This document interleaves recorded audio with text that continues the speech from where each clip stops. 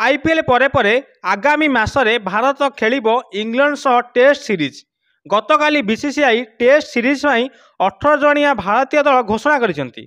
रोहित शर्मा, विराट कोहली अवसर पर शुभम गिल अधिनायक, ऋषभ पंत उप अधिनायक होइछंती। दर्शक बंधु, भारतीय दल जानिया पूर्व कमेंट करी कहतु आईपीएल मैच फाइनल रे किए किए खेलिबे। एबे चलु जानिबा भारतीय दल विषय रे किए किए स्थान पाई इंग्लैंड टेस्ट सीरीज पाई। दर्शक बंधु, शुभम गिल अधिनायक थिला बेले ऋषभ पंत उपअधिनायक, यशस्वी जयसवाल, केएल राहुल, साई सुदर्शन, अभिमन्यु ईश्वरन, करुण नायर, नीतीश कुमार रेड्डी, रवींद्र जडेजा, ध्रुव जुरेल, वाशिंगटन सुंदर, शार्दुल ठाकुर, जसप्रीत बुमराह, मोहम्मद सिराज, प्रसिद्ध कृष्णा, आकाशदीप, अर्शदीप सिंह और कुलदीप यादव भली खेलाड़ी यही 18 जणिया दल में स्थान पाई, जहाँकि आगामी मासरे इंग्लैंड सह 3टी टेस्ट खेल भारत।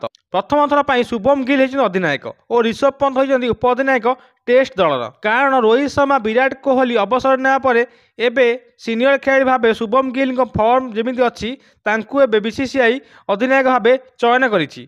दर्शक बंधु, शुभम गिल अधिनायक थिला बेले ऋषभ पंत उपअधिनायक, यशस्वी जयसवाल, केएल राहुल, साई सुदर्शन, अभिमन्यु ईश्वरन, करुण नायर, नीतीश कुमार रेड्डी, रवींद्र जडेजा, ध्रुव जुरेल, वाशिंगटन सुंदर, शार्दुल ठाकुर, जसप्रीत बुमराह, मोहम्मद सिराज, प्रसिद्ध कृष्णा, आकाशदीप, अर्शदीप सिंह और कुलदीप यादव भली खेलाड़ी यही 18 जणिया दल में स्थान पाई, जहाँकि आगामी मासरे इंग्लैंड सह 3टी टेस्ट खेल भारत।